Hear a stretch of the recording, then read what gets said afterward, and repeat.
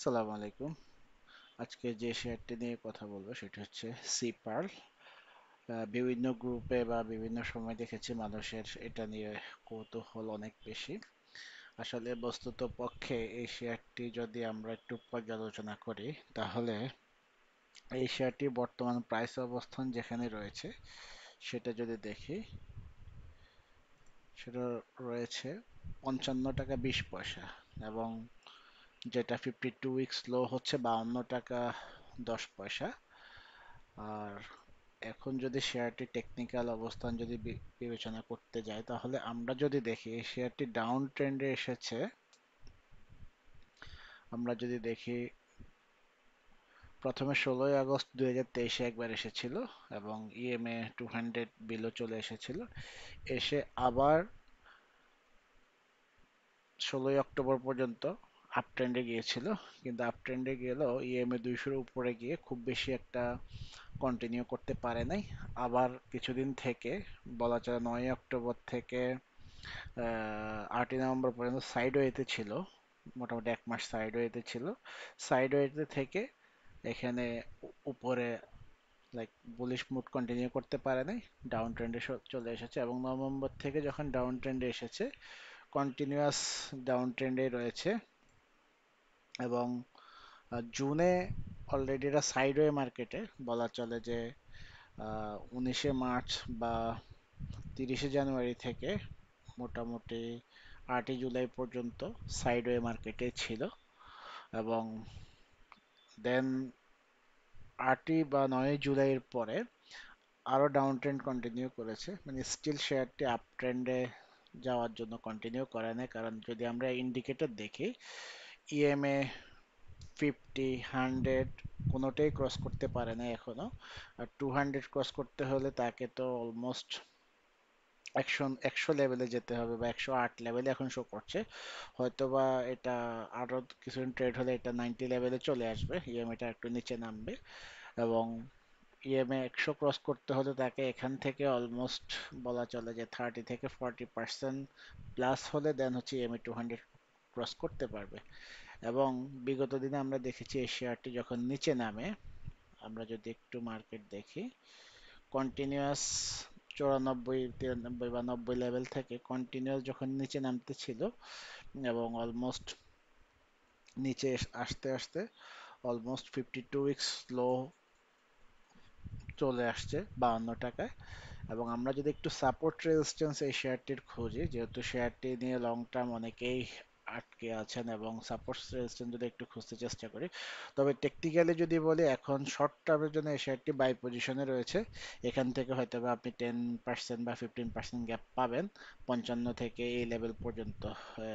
Sorry, এটাও অনেক high ambitious হয়ে যায়। 70 লেভেল পর্যন্ত একটা বলা চলে যে এখানে ভালো একটা গ্যাপ পাবেন। অলমোস্ট যদি বলি যে 20 থেকে 25% গ্যাপ পাবেন যদি কেউ এখন কিনতে চান,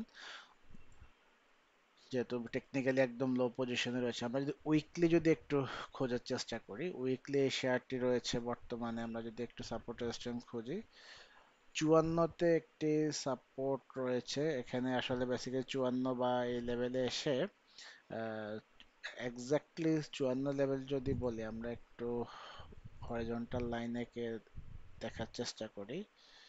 আমরা যদি দেখি, 52 90-তে একটি সাপোর্ট নিয়ে উপরে উঠেছে। আমরা যদি প্রিভিয়াসলি দেখতে চেষ্টা করি, দেখেন এখানে একটি সাপোর্ট ছিল প্রিভিয়াস 2020-এ, এবং এখান থেকে 77 পর্যন্ত গিয়েছে। দেন হয়তো বা করোনার জন্য এখানে একটি সমান্তরাল লাইন দেখতেছি, এখানে ট্রেড হয় নাই।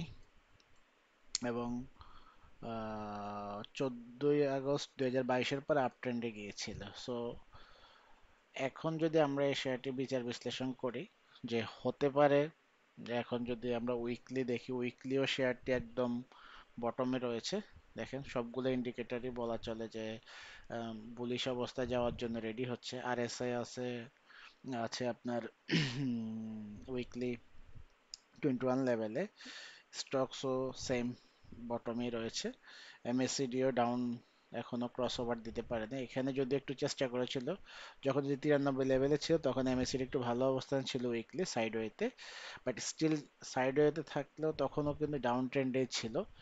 সো আমরা যদি আরেকটু দেখি এখানে উইলিয়াম আর পার্সেন্টেজ যদিও দেখি, এখানে যদি দেখেন যখন 93 বা 96 লেভেলে ছিল, দেখেন এই লেভেল থেকে স্টকটি নিচে নেমে এসেছে। সো এখন আমরা যদি এখান থেকে যদি দেখি, তাহলে এখান থেকে হয়তো বা শেয়ারটি আবারও উইকলি উইকলিও ইএমএ 200 শো করতেছে 100 লেভেলে।